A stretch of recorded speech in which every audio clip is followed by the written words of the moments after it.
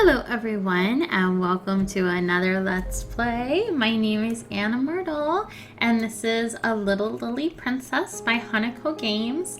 In this video we'll be doing the Act 2 for the Becky storyline. So, you need to go back and watch Act 1. But in Act 2, Sarah has just found out that her father has died. All the light has drained from her eyes, which that expression that she has right now just physically hurts me. Miss Minchin, who has been her teacher at this boarding school, is going to keep her on as an unpaid servant to pay off her debts that Miss Minchin went into buying extravagant things that she didn't want in the first place. And now we are going to live in the attic, which actually I'm going to back up actually. How do I do that? Load. What has always confused me is where Becky lives if we're in the attic.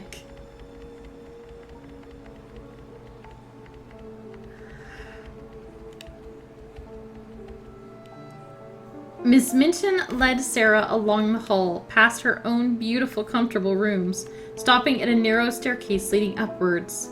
Your rooms will be given to another boarder. You are to sleep in the attic next to Becky. Which isn't quite true. I guess it's like the room next to Becky, because Becky doesn't sleep in the same room as us, because there are times when we're described as very cold and pained. When she reached the attic door and opened it, her heart gave a dreary little thump. It was another world. The room had a slanting roof. It was whitewashed, but the whitewash was dingy and had fallen off in pieces. There was a rusty grate, an old iron bedstead, and a hard bed covered with a faded coverlet. Some pieces of furniture too worn to be used downstairs were stored here out of sight. Under the dull illumination from the skylight in the roof, there stood an old battered red footstool. Sarah went to it and sat down. She seldom cried. She did not cry now. She laid Emily across her knees and stared at her impassive doll face. I wish she could talk. If she could speak. If she could speak. But Emily did not make a sound, and neither did Sarah. Sarah sat in silence for some time until there came a low tap on the door. Such a low, humble one that she did not even hear it. Her attention was not roused until the door was timidly pushed aside and a poor, tear-smeared face peeped around it. "Oh, miss, would you allow me just to come in?" Sarah lifted her head and looked at her. She tried to begin a smile, and somehow she could not. Faced with the loving mournfulness of Becky's streaming eyes, her own at last began to water. "Oh, Becky." She held out her hand. Becky ran to her, clasping it tightly. "I told you, didn't I, that we were just the same, just two little girls. You see how true it is. There's no difference between us anymore. I'm not a princess." Becky knelt beside her, hugging Sarah's hand to her chest. "Yes, miss, you are. Whatever happens to you, whatsoever, you'd be a princess all the same. And nothing couldn't make you nothing different."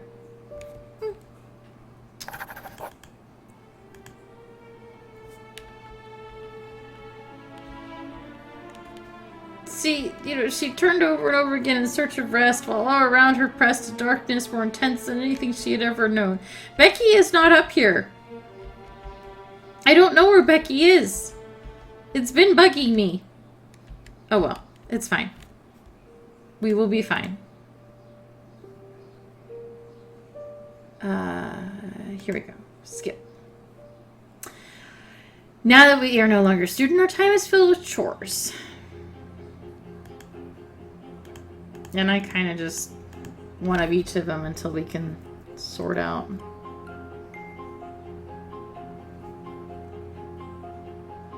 what we're supposed to be getting for Becky.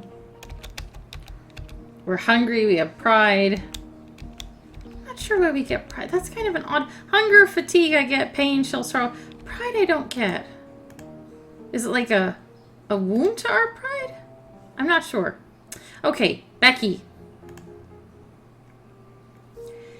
The hard bed would never be a comfortable place to sleep, but after struggling through her unaccustomed labors day after day, Sarah could not help but collapse into exhaustion.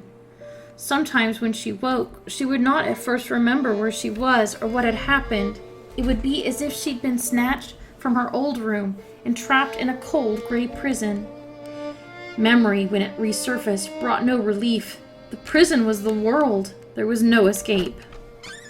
That morning, Sarah was roused from her slumber by the squeak of hinges. Someone was entering her room. Becky? It's all right, miss. Come to help you get ready, that's all.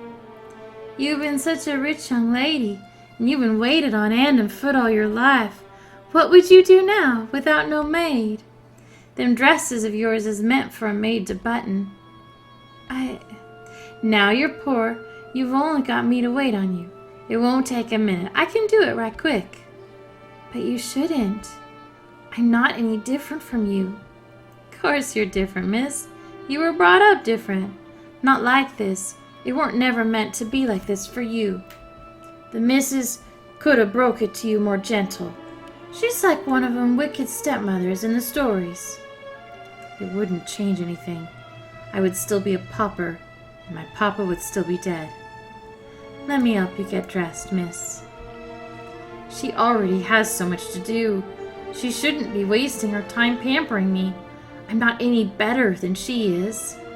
Despite that twinge of guilt, Sarah lacked the energy to protest further. Becky was right. It was much easier to get dressed when she let someone help her. There, you see?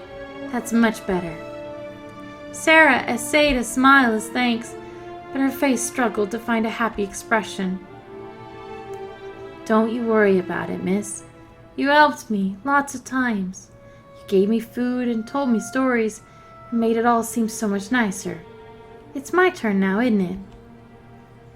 I can't get you cakes or books, but I can do your room and your dress and anything else you need. I know all you need to know about attics and washing and all kinds of things. I'll help, I will. My loyal handmaid. Oh, Becky, I don't deserve you. Sarah's eyes gleamed with unshed tears, but she did not speak.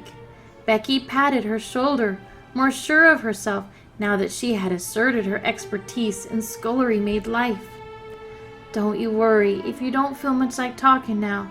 I know sometimes a heart in trouble should be left alone.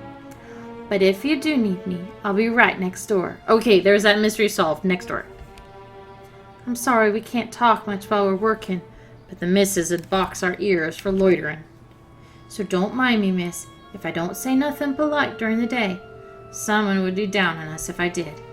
I always means please and thank you and beg pardon, but I dasn't take time to say it. All Sarah could do was nod. Oh, Becky, if not for you, I think my heart would break for loneliness. Oh.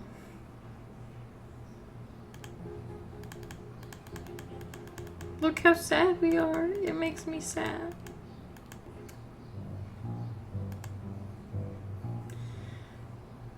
Okay.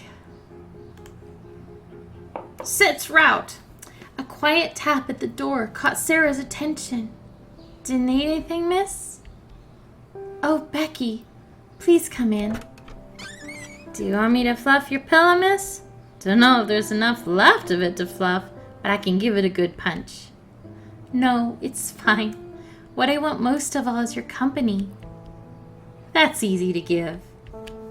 Becky took a seat on the attic floor, not minding the dirt, and gazed up at Sarah. You look a bit better, miss. Do I?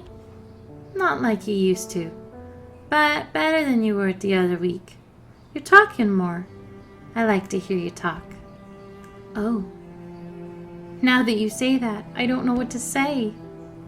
I don't think I have any stories in my mind. Not anymore. That's all right. It takes time, it does. When my pa died and we had to go to the workhouse, I was sad for a long time. What? Your father? I never knew anything about Becky's father, alive or dead. I never thought to ask. I'm sorry. I did not know. Becky shrugged carelessly. It were a long time ago, miss. He were a good un, big and strong, and never mean, not like some. Did his best to take care of us, till he couldn't. That's about all I remember. What did he do? Worked down at the docks, hard work. My mum couldn't cope without him, so we lost our room, and it was off to the steel for us. The steel? The workhouse, miss. That's what folks call it sometimes. Oh, it must be from the Bastille. She explained to a wide-eyed Becky about the French prisoners trapped in the dark for years while their tangled beards grew around them. Core, I'm glad I can't grow a beard. I never knew it were anything to do with the French, miss. No one said. If I still had my books, I could show you more about the history of what happened there. She sighed faintly. I miss so many things that there seems no point in dwelling on all of them. I miss my room and my books. I miss my papa most of all, but I do miss classes. I loved learning. I had so much left still to learn. I wasn't finished yet. I don't understand everything the way I was supposed to. If I can't go to classes anymore, I'm afraid I'll forget everything and my mind will be empty. Do you know what I mean? Not really, miss. Guess I never knew anything much to forget. Oh, I didn't mean... I'm sorry. You are clever. I'm sure you could learn just as much as anyone if you were taught properly. They taught us bits in the workhouse, miss. We were meant to learn good habits and Christian virtues and writing and arithmetic. Only not much of those last two, in case they got in the way of the first. Sarah recalled the message on the pincushion which Becky had made for her so lovingly. That's right. Becky is literate, even if her spelling is worse than Lottie's. Were your teachers very helpful and encouraging? Becky laughed. If you think the missus is harsh, miss, you ought to see what the masters at the steel did to boys who asked questions. But you can't learn if you don't ask questions. You learn what they want you to learn, that's all. I reckon it would be different if you were a teacher, miss. Sarah's eyes lit with the idea. Becky, that's it. I can teach you the things I know, and then I won't forget them. That is, if you're interested. I don't know if I can do it, miss, but I can try. I shall have to think of what would make a good lesson. Right. She stood up and brushed off her skirt. I've got to go and sleep now, miss, but I'm glad to see you're feeling better. She bobbed slightly, then hurried out of the room. Am I? Sarah lay back on her bed and contemplated her feelings. The darkness was not gone, not even mostly gone, but perhaps with a good friend at her side it might begin to lift. Well, this is nicer than the Lavinia playthrough, where everything was terrifying.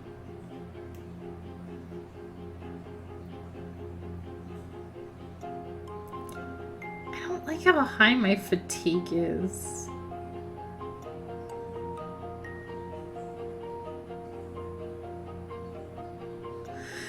Nothing to be done about it. I'm glad you don't, die if it gets too high. They could have done that, and they didn't, and I'm glad they didn't. It was unusual for Sarah and Becky both to be sent out of Miss Minchin's seminary at the same time, much less on the same errand. After all, with neither girl in the house, Cook would not have easy access to anyone to fetch and carry for her, and might be forced to bestir herself from the kitchen. However, there were times when the items needed were so bulky that even Miss Minchin could not expect Sarah to carry them alone. In that case, rather than spend extra pennies for delivery, Sarah and Becky could be dispatched together. Mind your feet, miss. There's a mucky bit there. It's fine. I do this all the time. You shouldn't oughter, miss. You ought to be riding high in one of them carriages.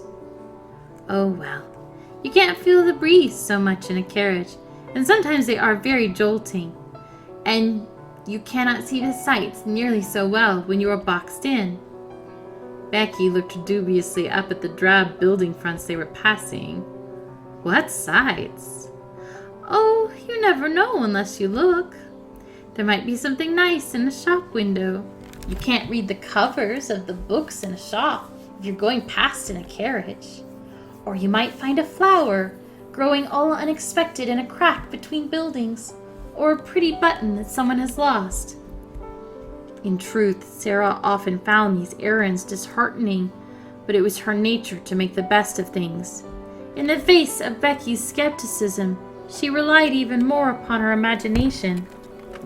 Just then, a carriage rattled past them, its wheels striking a bump in the road and sending pebbles flying onto the pavement. Oh! Are you hurt, miss? Did one of them hit you? No, I'm fine, but I thought I saw... She bent low and picked up the largest pebble. Look, Becky, look! What is that? It's a fossil! She turned the stone over in her hands. On most sides it was only smooth gray stone, but one particular angle revealed the ghostly white pattern of a shell. Just think, Becky. Hundreds, thousands, maybe even millions of years ago, there was a living creature there. Millions? Well, I don't know. I don't know how you can tell how old a fossil is. I suppose the scientists at the museum might know. The dinosaur they had was millions of years old, I'm sure of that. What? Oh dear, I don't suppose Becky's teachers at the workhouse would have told her anything about the latest scientific discoveries. Dinosaur. It means fearfully great lizard, bigger than horses. The biggest ones are even bigger than houses. Like dragons? Yes, a lot like dragons, but they died a long, long time ago. All we have left of them is their bones and fossils, just like this pebble. Even though the pebble quite clearly did not contain a dragon bone, Becky stared at it with just as much awe. All that in rocks and stuff. Sarah smiled wistfully. I wish I could take you to the museum and show you everything that we saw. I wish I could go back. I had so much left to learn.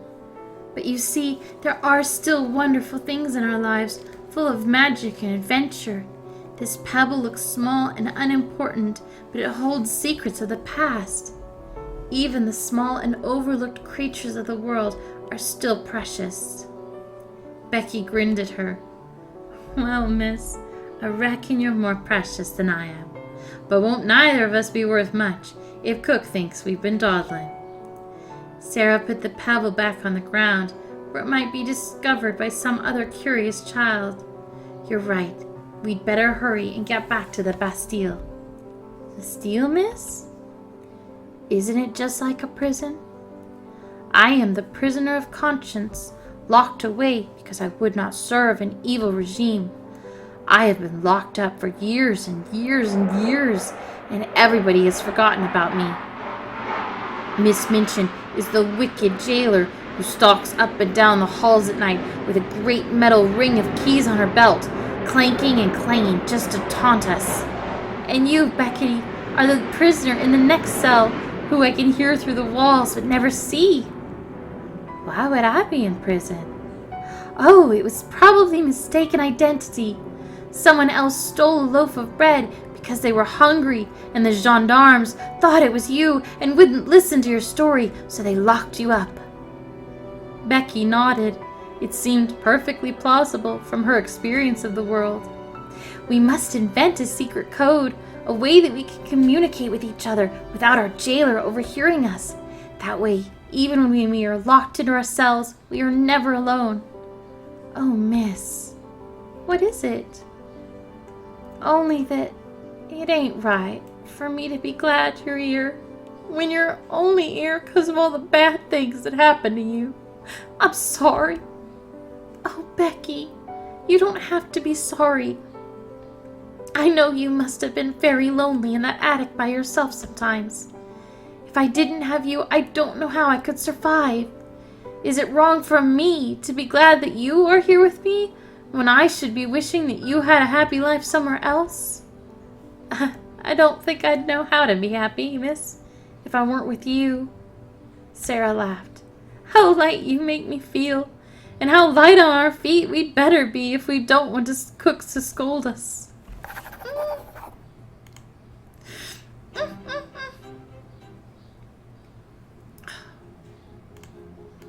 Crying again.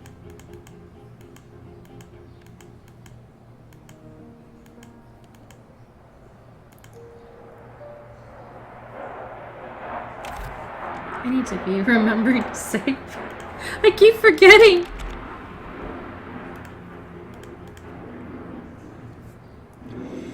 The streets of London would never be perfectly clean, no matter how many brushes the street sweepers wielded. Rain could not wash the mud and refuse away. It only blended them together, helping them to spread their unappetizing clutches over the city's stones. And if the streets were never clean, then it stood to reason that an entrance hall was very rarely clean either. Today it was Sarah's task to scrub away what had been trapped inside. If this dirt could talk, what stories might it have to tell? How many boots has it traveled under? Perhaps mud doesn't like being indoors. If it can make it all the way back to the fields and forests, then it can grow again with the grass and the trees.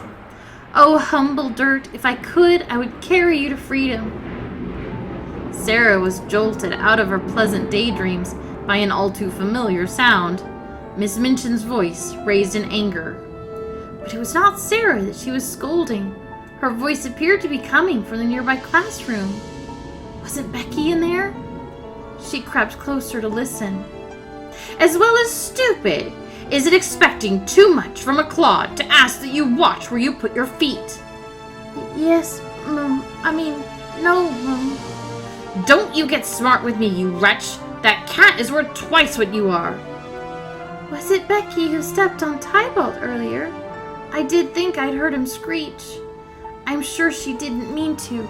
Tybalt loves to curl up in the most inconvenient places. I'm always having to chase him off the stairs so no one trips over him.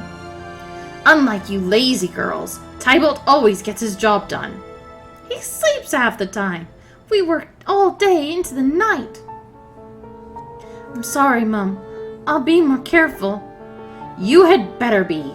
There are dozens of girls in the workhouses who could fill your position in a heartbeat. Remember, Tybalt holds a pedigree from the National Cat Club. In light of your carelessness, I am docking your wages for the week. If you do not approve, it will go worse with you. Wages? Her own servitude, of course, came without recompense. Miss Minchin had emphasized repeatedly that Sarah was in her debt. Anything she might earn was immediately deducted and applied to that balance. But Becky was an ordinary girl, hired from the workhouse by traditional channels. If Sarah had ever really considered the matter, it might have been obvious that she must receive some sort of wages. Money had never been of great interest to Sarah. First, she had so much that she never had to count the cost of anything. Then she had nothing, and all costs were equally out of reach. Becky's wages, though, created something of a mystery. If she was being paid, why did she seem as penniless as Sarah? See that you do. With a start, Sarah realized that Miss Minchin had concluded her tirade and was moving towards the door. She quickly hurried back to her work. Questions would have to wait for the safety of a dark attic. That evening, Sarah made her way up the stairs to the attic, checking carefully for any suspiciously furry lump that might attempt to block her path. Inside her room, she could not resist lying back on the hard mattress for just a few moments to take the weight off her feet. I mustn't sleep. Not yet. If I fall asleep now, I will forget. My head feels so heavy. My arms are trembling from too much work. I daren't carry a candle like this. It would shake right out of my grasp. I must not sleep yet. Wearily, she struggled back to her feet and stumbled over to the wall that divided her half of the attic from Becky's. She knocked a careful pattern of 4 knocks, a message to her fellow prisoner. "Come to me through the secret passage. I have something to communicate." 5 quick knocks answered her. "She is coming." Almost immediately, the door of the attic opened and Becky appeared. "Is everything all right, miss?" "Oh, of course. I'm sorry. I didn't mean to worry you. I only wanted to talk. Actually, I wanted to ask you about something. Is it true that Miss Minchin pays you wages?" "Yes, miss. Well, when she wants to, and most of the time she don't." "I never knew you had any money." "Ain't nothing but a half-shilling a week, miss, and not only if it's paid. Seems every other week the missus finds some reason I don't deserve it." 6pence! To Miss Minchin that coin is nothing, nothing at all, and she takes it away just to taunt Becky. But she does pay you sometimes, right? What do you do with it?" "Oh, well, used to be I saved up my wages to take to my mum at the workhouse. She was still there, you see, and I thought it might help. Only after I brung it to her when I gone back, I can't find her no more. She ain't there." "Maybe she found a job?" "Could be, miss. Or it could be she took a ride out of the city looking for some other life, now that she knew I had a place and didn't need her. But, well, she were always fond of gin." Sarah shook her head. "Every time I think that I understand the world and the people in it, I realize again how little I really know. It's all accidents and tragedies all over. Good things happened to me by accident when I was born, and then sad things came later. But all those same sad things happened to you too, without even the good ones first. Becky lost her father and her mother both. She had to live in a workhouse. She never had teachers who were kind to her. It isn't right. Why can't she be happy? Why can't everyone be happy?" Becky did not seem to notice Sarah's outrage. "Some good things did happen to me, miss. I never had a friend like you before. And I liked having you tell me things, even if I'm not clever enough to remember one Henry from another." "You are. You're just not used to it. It's not your fault. England has had a lot of kings named Henry." "If you say so, miss. We must have another lesson, but not tonight. I am already too tired." Still, the thought would not leave her. "If you don't take away your wages to the workhouse anymore, what do you do with them? Do you buy yourself food or save for new shoes?" It was a pleasant thought to imagine poor downtrodden Becky sneaking away to buy a ticket for the music hall and an evening's light entertainment. But when would she find the time? "Oh, no, I couldn't. I don't. If I bought a pie and ate it, then the next day I wouldn't have no pie or no coin. I could maybe buy shoes or a blanket someday if I saved enough, but I don't know what I need the most. And if I spent all my coin, then I wouldn't have it if I needed something else more. And what if something bad happened, miss? What if you got sick and needed a doctor? Miss Minchin wouldn't pay." "You ought to be worrying about yourself more than me, but I suppose it's very wise of you to save your money." Becky shook her head. "I know what I'm worth, miss, and I know when I'm not good enough. I can't make decisions. I can't. That's why I can't spend something. I don't know what to do, and I don't want to be wrong." Suddenly she clasped at Sarah's hand. "You're the clever one, miss. You'll know what to do. You help me decide when the time's right, won't you?" I'll try." Becky let out a sigh of relief.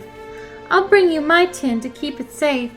Truth be told, I'll sleep better with you having it." "No, no, no, tragedy incoming." Sarah's eyes sparkled. It will be like our buried treasure. And so Becky's battered little tin with its sparse sprinkling of small change was fetched and remarked upon as if it were a coffer of rubies, then buried under Sarah's bed. And Emily shall keep watch. No. I have worries. I have worries.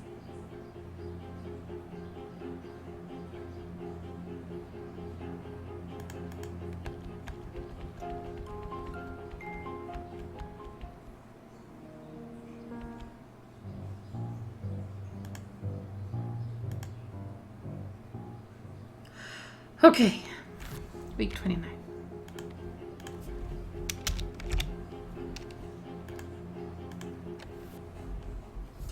That Saturday afternoon, Sarah was assisting little Lottie with her schoolwork revisions. You must say your times table over and over again every day, Lottie. It's very important. But they're boring. You must memorize them until you know them so well that you don't even have to think about the answers. They should always seem obvious, as if they were always already written in front of you. You need that in order to do more maths later. I don't want to do more maths, Sarah Mama. Well, you don't want maths to be your mystical weakness, do you? Imagine if someone asks you, what is 3 times 12? And you're so confused that your brain seizes and you're frozen in place and you miss supper because you can't find the answer. 3 times 12? I don't have to memorize 3 times 12, do I? Miss Minchin didn't say anything about 12. Not yet. Now let me hear what you've been practicing. Lottie furrowed her brow and pursed her lips, but it seemed there was no escaping it. 3 times 1 is 3, 3 times 2 is 6, 3 times 3 is 9. As Sarah coached Lottie through this simple mathematics drill, Becky came into the room on her cleaning rounds. She paused for a moment, listening to that shrill, childish voice reciting number after number, a look of confusion on her face. I really ought to give Becky help with maths too. If only we had more free time. 33. There! Now can we do something else? You never tell me stories anymore, Sarah Mama. I'm sorry. I'm only allowed to tell you about the things that you are learning in your classes. Lottie's cheeks puffed out in disapproval. Before she could begin to wail and fuss, Sarah redirected the conversation. History is a kind of story. Have you been paying attention to your histories? What can you tell me about Henry the Seventh? Lottie gulped, thrown off her sulk. He became king when he was a baby and then got locked in a tower? Weren't that Henry the Sixth? She clapped her hands over her mouth in dismay at interrupting. Don't be shy, Becky. Come and sit with us. You are studying too. She is? Everyone needs to know history.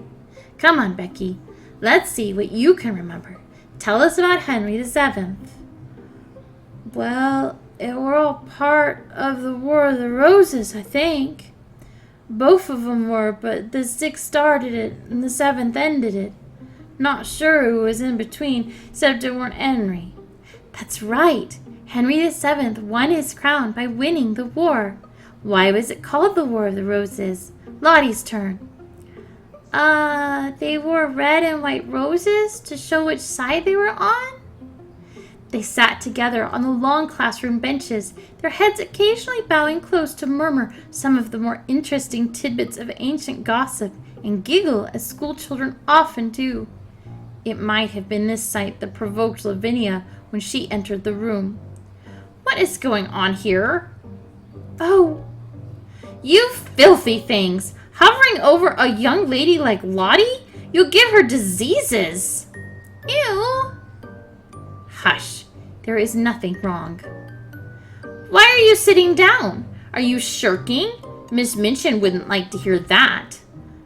I'm sorry, miss. Don't move. She stood up, folded her arms, and glared at Lavinia in her best impression of a stern teacher. We are having weekend classes. Helping students with their schoolwork is one of my responsibilities, Miss Herbert. Miss Minchin wouldn't like to hear that you were interfering. Oh, if you're helping students, then what is that creature doing here? Becky is just as much a student as any of the rest of us. She's helping me remember my kings. Helping, is she? Helping you right into horrible habits and dropped H's, I suspect. She turned her glare back full force onto Becky. Get up and get away from that young lady right this instant. Yes, miss. Becky, don't. I have to go, miss. I'm sorry. She hurried out of the room, not looking back. That's better. At least the air in here won't smell quite so much. You must always be on your guard around people like that, Lottie. Check your pockets carefully. That one's a thief. She might have stolen your pennies. Lottie's eyes went wide, and she patted her skirt nervously. Becky is not a thief. Breeding will tell. The dregs of society stay that way for a reason. You ought to know. You are the only dreg that I see here. At least Becky is trying to learn and improve herself.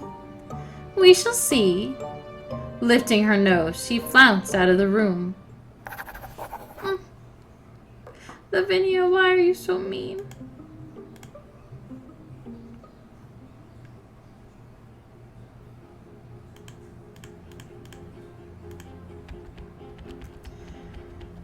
No pride, no pride, one pride.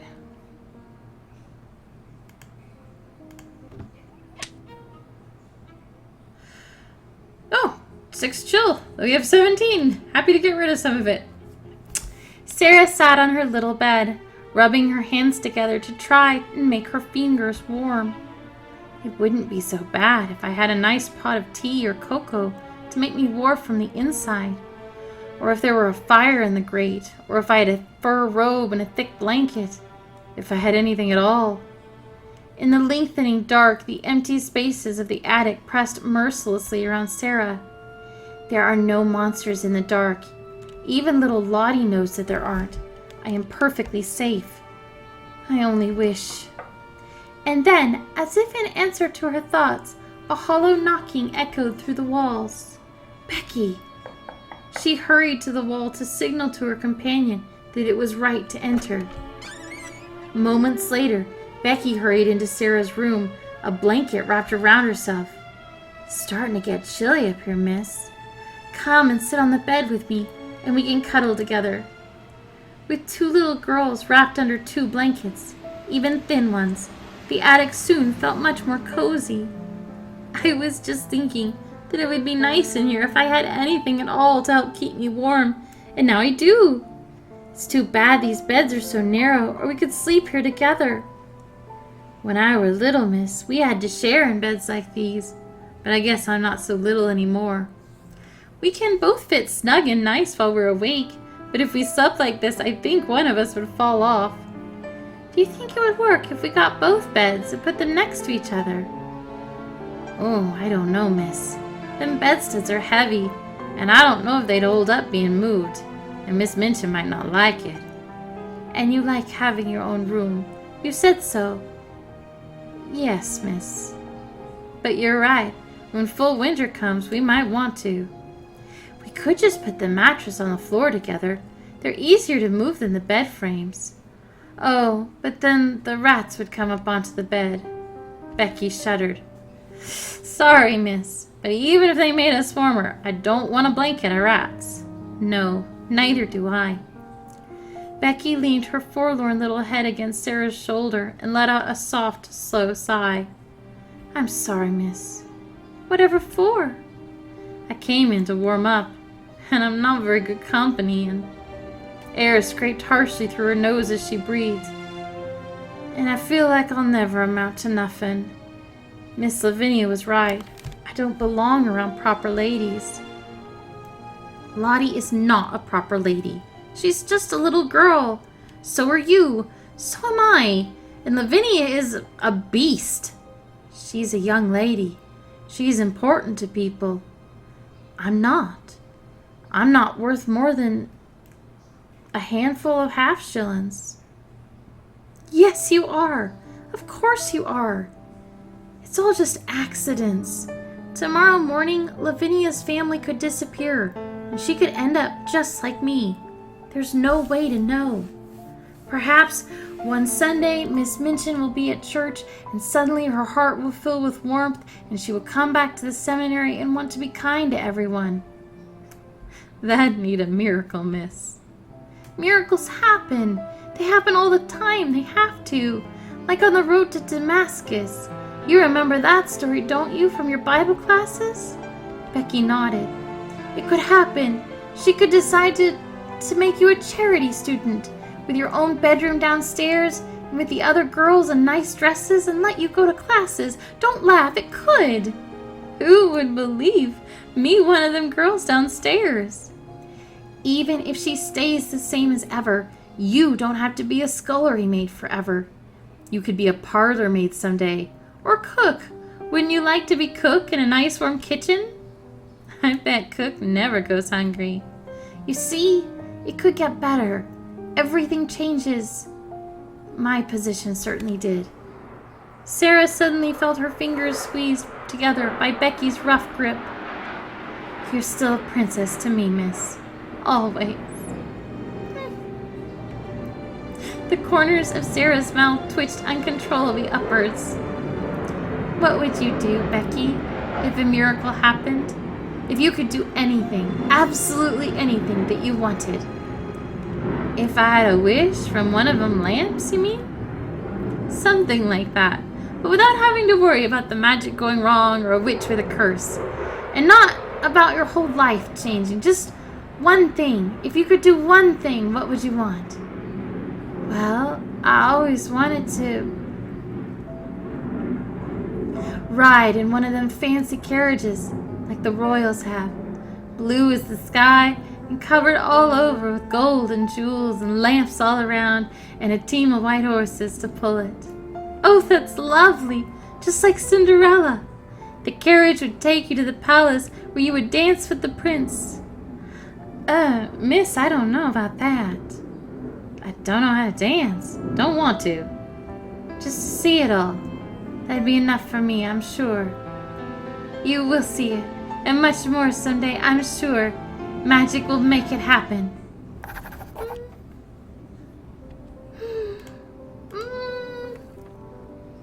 Okay.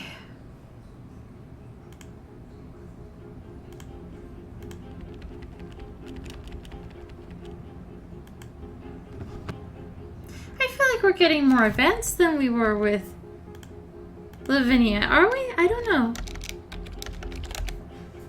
It's hard to judge. Sarah lay across her bed, feeling too weak and sore even to lift her head.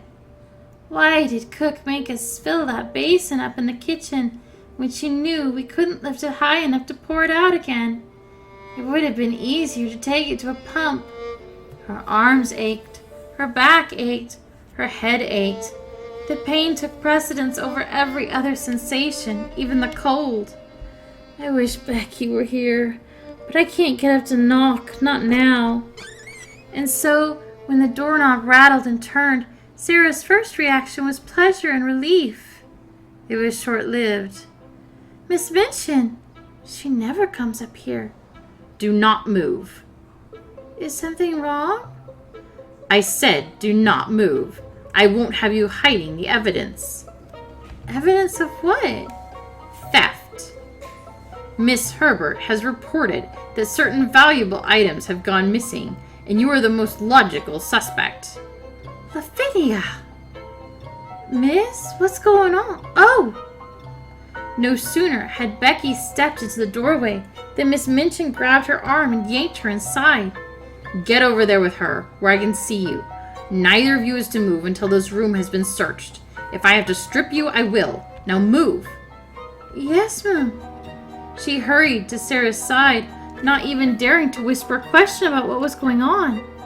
I've never stolen anything, and Becky wouldn't either. I know she wouldn't. This is just Lavinia trying to make trouble. It's cruel. There was not much to search in the garret.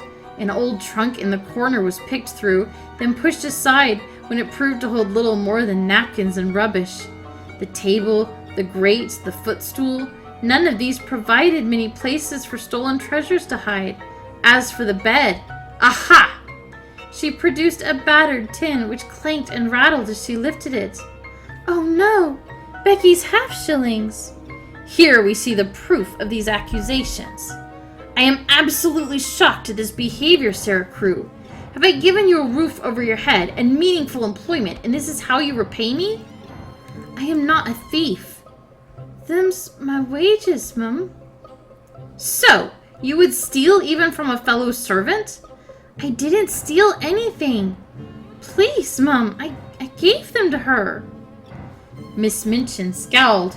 The truth of the matter had to be apparent even to her, with the two girls so close. However, to admit it would mean admitting she had been wrong. A gift. That seems unlikely. Why would a little drudge who had next to nothing give it away? Perhaps you are afraid to tell me the truth. No, Mum. Let me make things clear to you, girl. That one, she indicated Sarah, who furrowed her brow and refused to shrink back, has no possessions other than what I have generously loaned to her. She has no right to any possessions.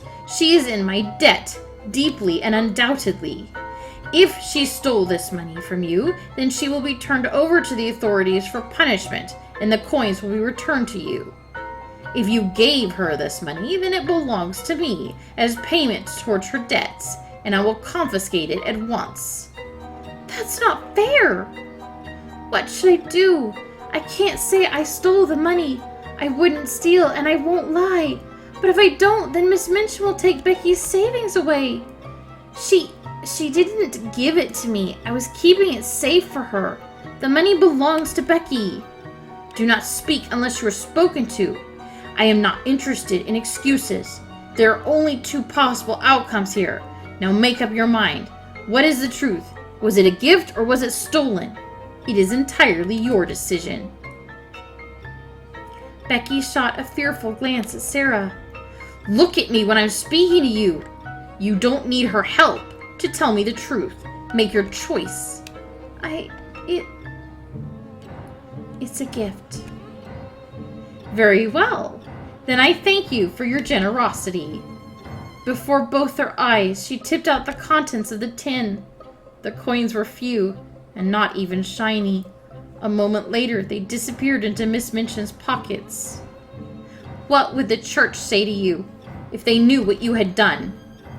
Don't speak impertinent nonsense. You are not above punishment. Remain here while I search the other room. After all, there are still reports of theft I must investigate. The sound of her heels clacked away into the distance. Oh, Becky, your savings. It weren't nothing, miss. It were only a few coins. Nothing important. But it was all the treasure that you had. It is like the Bible story of the widow's 2 mites. A small theft is a very great one if you have so little to begin with. Becky wiped at her face. I couldn't let her take you away, miss. I can't live here without you. I can't. Oh, Becky, you are my treasure.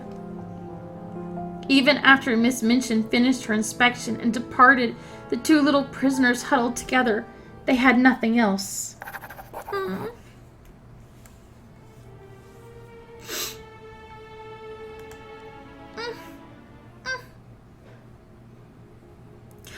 I have sad feelings.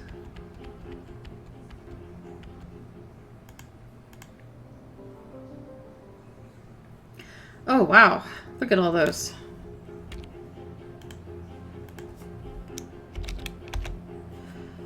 We gotta be getting close to the ending. In the afternoon, there was a knock upon the front door of Miss Minchin's Select Seminary, signaling that the post had arrived. Sarah, who was nearest, laid aside her bucket and brush and went to fetch it. She was just stepping back through the door with a small box and a handful of letters when everything went wrong all at once. The yowl of an enraged feline, A series of thumps and bangs, someone falling, the scream of a young girl. Becky! Sarah rushed at once to the stairs, discarding the deliveries on the small table as she passed, not even looking to see if they landed correctly. There was Becky, collapsed against the wall at the foot of the stairs like a doll that had been thrown away. And there went Tybalt, a furious gray streak rushing straight past Sarah's legs and out the open door of the school. No! Are you all right? Oh, miss! Though the tears streaking her face surely indicated that she was in pain, Becky was already struggling to get back to her feet. You're hurt. You shouldn't move. We've got to catch him. The miss is laying me by the ears if we don't. Please, miss. My life won't be worth nothing if we lose him. It was unfortunately true. Miss Minchin set more value on that cat than on the welfare of any scullery maid. Even if Becky had broken a leg in the fall, she would not be forgiven. There was no time for Sarah to apologize for leaving the door open. To have any hope of recovering Tybalt, they had to act at once. What are you doing? I've got my own cat here being a fusspot. Did you hear cat and decided to come up here? You need to lay down. You need to lay down. You can't. Here, lay down here. Lay down. I know. It's not where you want to lay. You want to bang your head against the microphone, but you can't. You can't. Do say hi to everybody. Hello, everyone. I am a cat. Okay. Sarah held out her hands to help Becky up. Can you walk? If you can't, I'll go. I'm fine, miss. It's only bruises. I've had worse. They moved out into the streets of London together. There, a tail! She kept hold of Becky's hand in case the other girl was unsteady on her feet. You should come back, miss. If the missus thinks we've run off, she might call the coppers if it's only me. We'll both be punished no matter what happens. If we at least find Tybalt, it'll go easier for us. And we have a better chance if we're both looking. The test could have been much worse. A gray cat loose in the streets of London might have vanished entirely, never to be seen again by any but the owners of disreputable pie shops. Tybalt, however, appeared to be playing a game, keeping always out of reach, but rarely out of sight. They wove their way from street to street, occasionally having to beg directions off kindly-looking adults who might have seen the gray cat go by. Becky keeps wincing when she thinks I'm not looking. I'm sure she's hurt. I need to get her home. If only that cat would cooperate. The church? There, he's gone inside. Are we allowed, miss? It's not a Sunday. God will understand. Perhaps the angels will guide us. My mother, my papa, and yours. I hope you're right, miss. The two little girls walked on their toes past the empty pews, their thin shoes making little more noise than a cat's paws. Becky caught Sarah's arm and pointed to a staircase going up, just as Tybalt padded out of sight. The bell tower. Up and up they climbed. There was no sign of Tybalt, but neither were there any exits. He had to be somewhere ahead of them. Becky paused, her hand against the wall, her shoulders heaving. Are you all right? Do you need to rest? I can do it. I can do it. We're almost there. Ain't we? I hope so. At last they found the door and broke free into the sky. The tower top seemed a desolate place. Bare stone walls cut into empty arches that began at waist height. There was no glass, since that would impede the sound of bells. One could almost reach out and touch the clouds. This high up on a clear day, the air was colder than usual. After so many steps, Sarah couldn't help gasping for breath, but the breath locked in her throat. There was no sign of the tower keeper, nor of any angels, nor of Tybalt.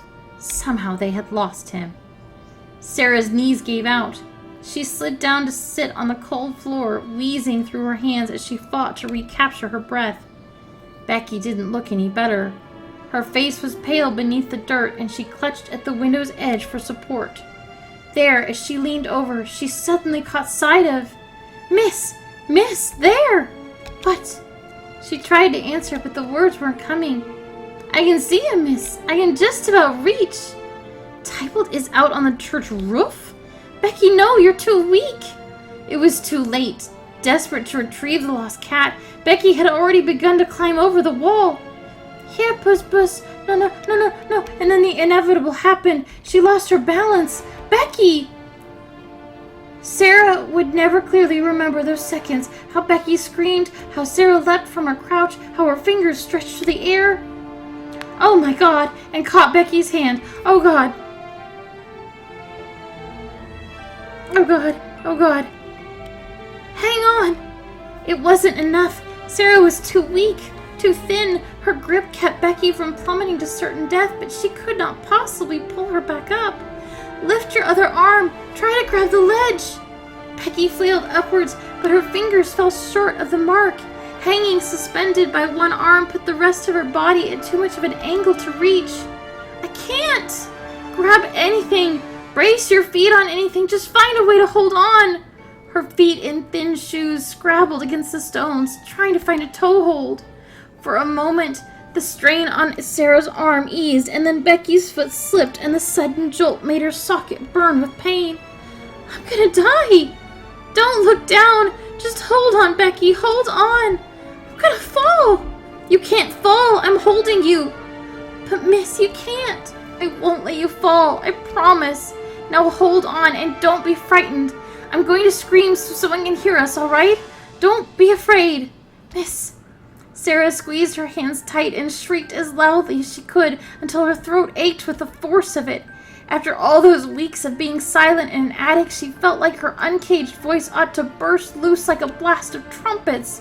But against the vastness of the sky, one little girl's voice was soon swallowed up. When her scream had faded into a raspy cough, Sarah gulped hard and waited for a response. All she could hear was Becky's faint whimpering. She had stopped scrabbling against the wall with her feet. She was only hanging there, quiet tears gleaming against the dirt on her cheeks. It's going to be all right. The tower keeper will come. The angels will bring him to us. We're so high up, it's easy for them to see us here. You won't fall. I promised you, didn't I? I won't let go. Miss. It was hard to hear her voice now. There was no strength in it. You can't blame yourself. It's all right. What are you saying? You can't hold on forever, miss. I know that. And maybe it won't be so bad. There's heaven, right, miss? Like you always told us. Cities of gold and fields of lily. And no Miss Minchin and never having to work no more. Her arm in Sarah's grip felt cold, as if the life were already leaking away from her. My life weren't never gonna get better down here. So don't feel bad, miss, if you have to let go. I'll still love you. I'll watch over them with the angels. No. Now you listen to me. You are the most important thing in the world to me, and I will never ever give up on you. What do you think my life would be like without you? If you slip and fall, I will jump after you. Miss, that's a mortal sin. Then the angels had better hurry up and stop me. That's not proper, Christian. I have faith.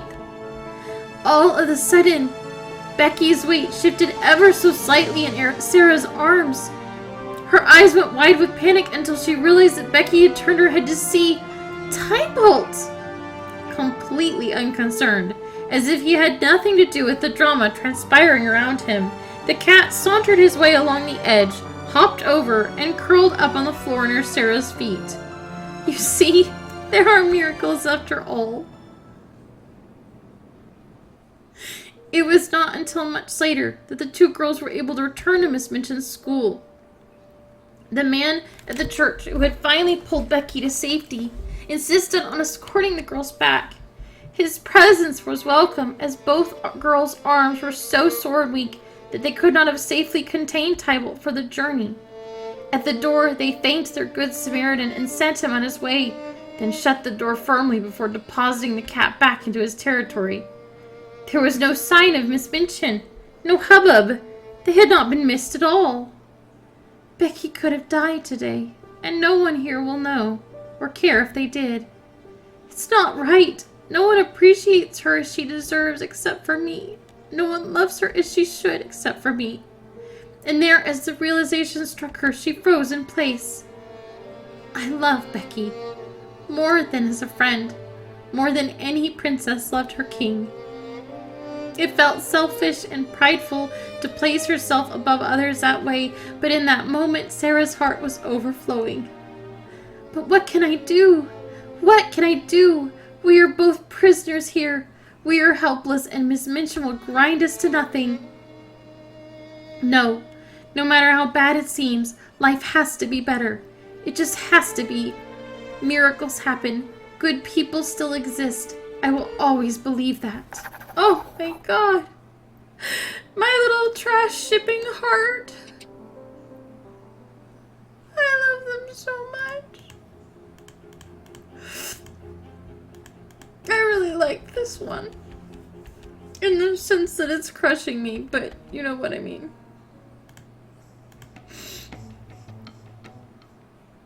Okay. What are we? Week 37? What are we on? 33? I don't know what I'm doing then. So let's change that then.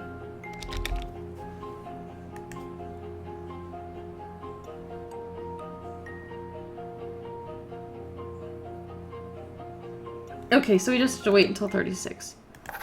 Which is, I think, the ending.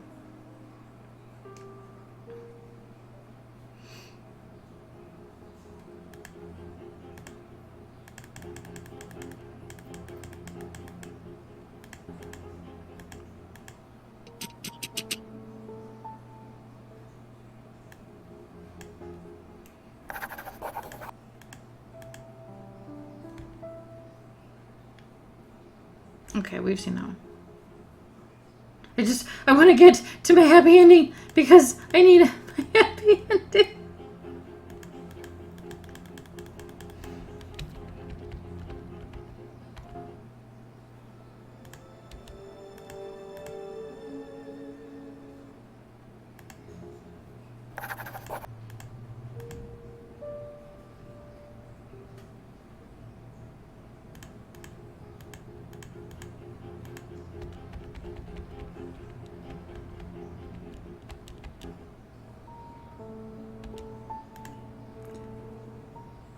Okay, here we go. Whew, deep breath. Sarah sat on her bed, clutching at her shoulder. She had felt something inside of it stretch and pull in a way that muscles shouldn't earlier that day, and now every time she moved that arm too suddenly, a sharp pain interfered. Oh, I know that feeling. There's nothing broken. It's only sore. If I have time to rest, I'm sure it will be all right. If I had a few days to rest, and a warm bed, and a good meal. If my papa were here. But I can't have any of those things ever again. She looked over at Emily's serene doll face and managed a faint smile. I'll just have to be thankful for what I do have, isn't that right? There's you, and there's Becky. And as long as I have my little kingdom to defend, I am still a princess. That's what makes a princess. Not being beautiful, or owning heaps of jewels, or getting your own way. A princess protects her people.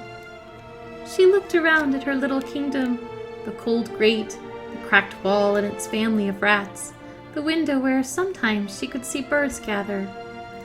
If I were a fairy princess, I would summon up birds and have them weave a beautiful ball gown for Becky.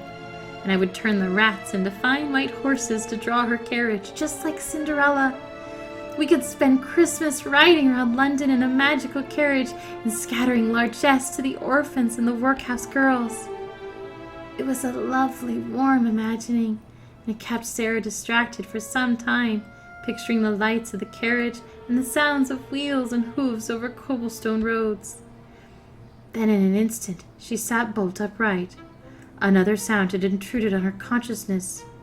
It was not on the slates of the roof, but from the stairs below. It was Miss Minchin's voice, and she was angry.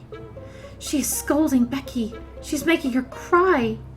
Miss Minchin was almost never willing to exert herself and climb the last flight of stairs, only when she had some vicious purpose, as when she had come to accuse Sarah of theft. But now she was angry enough to be coming at least part of the way up, and it sounded as if she were driving Becky before her. "You impudent, dishonest child! Cook tells me she has missed things repeatedly." "'Twarn't me, Mum. I was hungry enough, but 'twarn't never me." "You deserve to be sent to prison, picking and stealing, half a meat pie indeed." "'Twarn't me. I could have et the whole un, but I never laid a finger on it." Sarah cringed at the distant sound of a slap and a body bumping into the wall. "Don't tell falsehoods." She wouldn't. Sarah stood in the middle of the room in the darkness. She was clenching her little teeth and opening and shutting fiercely her outstretched hands. "Now go to your room this instant." Sarah heard Becky run in her slipshod shoes up the stairs and into her attic. She heard her door shut, and she knew that she threw herself upon her bed to cry into her pillow. "I could have ate 2 of 'em, and I never took a bite. 'Twas Cook gave it to her policeman." It was too much. Sarah could no longer stand still and bear it. She burst out of the room and tore down the stairs, barely able to keep her balance to face Miss Minchin. "You wicked, cruel thing! Cook takes things herself and then says Becky steals them. She doesn't! She doesn't!" "Do you dare to criticize your betters? You are no one's betters. It is you who are the thieves, Cook and you both. You stole Becky's wages. You knew how little she had and you stole it anyway. Becky nearly died trying to save your cat just to please you, and you never thank her for anything, and she's so hungry sometimes that she eats crust out of the ash barrel." Such impudence. Well, it is only to be expected. With a sinking heart, Sarah realized that her righteous tirade had failed to thaw Minchin's heart at all. If anything, it had hardened it. She had lost her temper, abandoned the composure which had given her strength throughout her trials, and now her enemy was smiling. "I have been too lenient with you girls, in light of your youth. Clearly more discipline is required. You will go to your room, Sarah, and you will stay there. Neither you nor Becky will have anything to eat tonight, or tomorrow either. Perhaps that will make some impression upon you." Being angry only acknowledges her power over us. And so Sarah squeezed her hands into fists, but did not raise them. She spoke in a voice that was only slightly trembling. "Yes, ma'am." "Now, Sarah." "Yes, ma'am." She turned. Step by step in the darkness alone, she climbed the attic stairs. There was no friendly voice waiting for her in her room, only the soft echo of Becky's sobs. "I can't protect anyone." She reached for her pillow, then bit her lip as pain flared inside her shoulders. "I'm useless." Carefully, she lay her thin body down upon the bed. "I'm not a princess at all."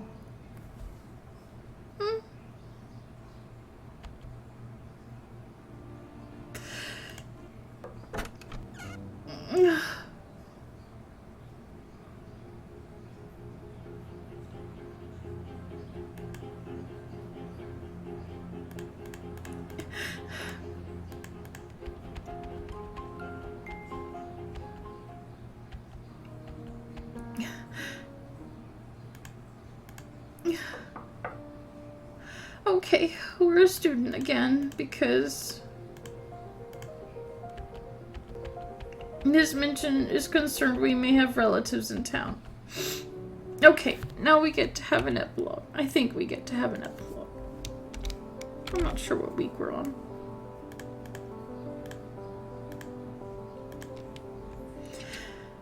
Okay. Ending! There was a great bustling around the front of Miss Minchin's select seminary, as all of Sarah's belongings were removed and carried out to the house next door.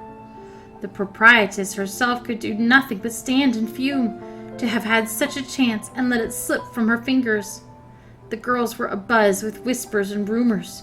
Those who had been friends, like kind, dependable Ermengarde, came forward to wish Sarah good fortune on her travels. Others hid themselves away in shame at their own past behavior or chagrin for not keeping up a connection which might now prove to be valuable. Far above, in the little attic room, the cheer was lessened. Once all of the new treasures were stripped and boxed and toted away, there was nothing left but the bare skeleton, cold and soulless as it had been before Sarah's exile to the garret. All of the magic was gone. Becky walked over to the iron bedstead that had once been Sarah's and laid her hand upon the mattress. Miss Minchin had insisted that Becky's second mattress be returned to the other attic to make the room suitable for habitation again if she could find another such maid. There was no way for Becky to refuse. The mattresses belonged to Miss Minchin after all. Everything did. Becky? Oh, miss! As Sarah, in all her finery, walked into the dingy little attic, Becky awkwardly adjusted the kerchief on her head. Good afternoon, miss. Isn't there anything you wanted to say to me? Well, miss, I'm happy for you. I am. It's the best thing that could have happened. You deserve good things. Maybe now you'll go back to India like you wanted. Maybe you can meet that monkey's family in the jungle where it's warm and full of coconuts. Oh, Becky, you silly, precious thing. Sarah caught Becky's hands in her own. Isn't there something else you wanted to tell me? Something you wanted to ask me? Don't know what you mean, miss. Didn't we make a promise to each other long ago?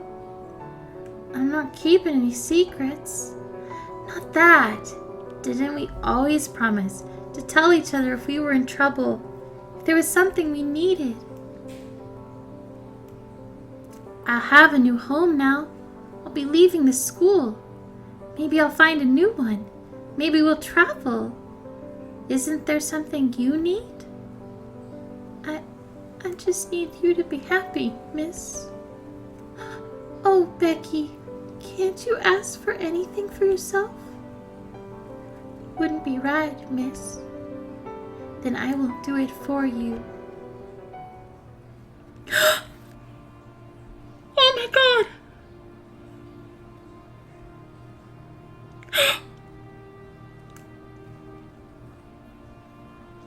Before Becky's widening eyes, Sarah knelt on the bare attic floor, still clasping the other girl's hand in hers. Will you do me the honor of coming with me and sharing my life forever?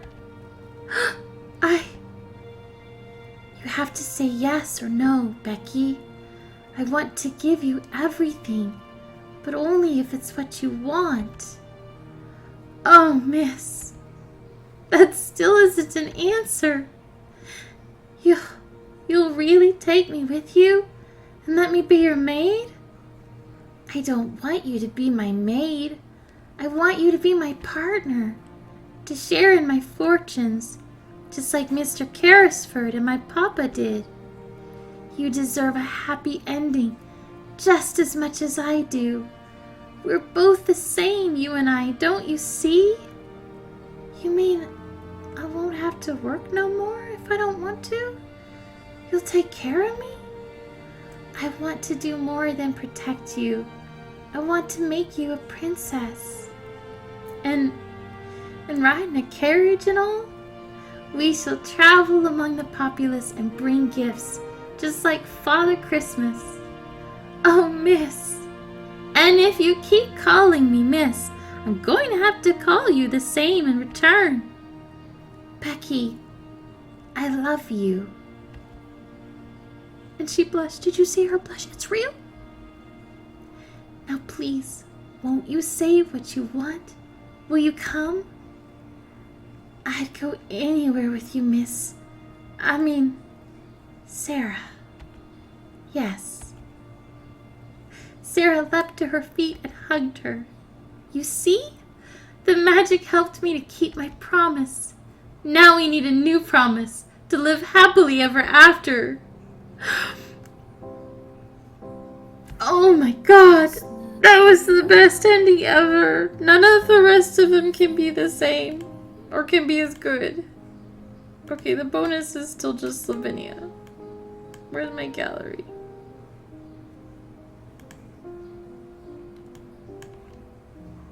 I can't see her knees, but that was so good. That was so good. Oh my god. I am just wanting to sob my heart out. That was so good. I really liked that one. I was thinking even as we played it that this felt more... It felt like a very different story because the ones with Jesse and Lavinia are kind of an upstairs-downstairs romance where Sarah is now a servant and, you know, she's carrying on a relationship or friendship or something with the girls that she was left behind, which is a very different dynamic from her being downcast and finding solace with the other downstairs person that she lives with, or upstairs, I guess, in this case, because they live in the attic. But, this felt more comforting in a way because they had each other. Although, gosh, her dangling from the church scared the crumbs out of me. I was so worried. And I really liked that this one was more unapologetically romantic love, with her saying, you know, she loves her as much as any princess could love a king. You know, she's on her knees proposing and wanting to make her her partner. I liked that a lot. That was awesome. I really did like that a lot. I don't see how any of the rest of them could be as good as this. But we've got Mariette still to do, which I might save to the end just to motivate myself. I don't know. We've got Lottie, Lottie.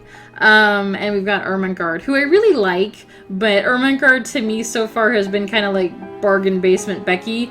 You know, she's like semi-disadvantaged as like Becky, but not as much as Becky. So I liked Becky more because she was more disadvantaged.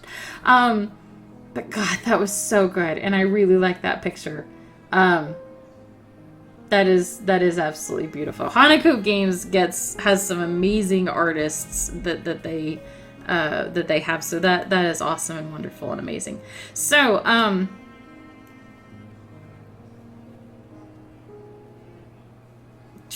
what are we missing here? We're missing something here. Wow, okay. This has been Hanako Games' Little Lily Princess. It's on Steam. It's really good. I know I keep blowing past a lot of the scenes and zooming, but every so often I'll be like, oh, that was a such and so scene. I liked that scene. It's really a good game. So check it out if you want. They're really awesome to Let's Players. Not everybody is cool about letting people Let's Play their games because, you know, some people are afraid it'll cut into sales. Hanako is not. They're really nice, and they're good at answering emails and stuff like that. So I'm a big fan of them and their games. That's one of the reasons why I Let's Play them. So, yay, Hanako. My name is Anna Martall. Subscribe if you want to. It always makes me so happy. Comment. I always try to read all the comments if you want. And I try to reply to as many of them as I can. And you just have a wonderful, wonderful, wonderful day. I will see you in the next Let's Play, which will probably be...